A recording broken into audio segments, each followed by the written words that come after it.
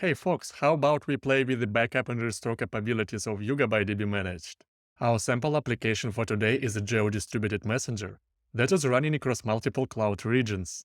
Our messenger uses a multi-node YugabyteDB Managed cluster. By default, a new backup is created automatically every 24 hours and retained for 8 days.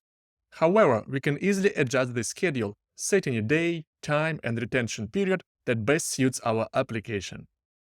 Moreover, we can always create a backup manually when necessary. Suppose we are planning to release a new version of the application and want the latest backup, just in case. And then the unexpected happens. During the release, someone mistakenly deletes all of the user messages. This comes as a terrible surprise for our customers. But there is no need to panic. We can use the latest backup to restore the cluster to its state prior to the Geo Messenger's upgrade.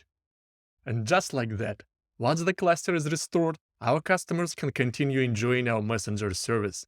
Job done. Enjoy.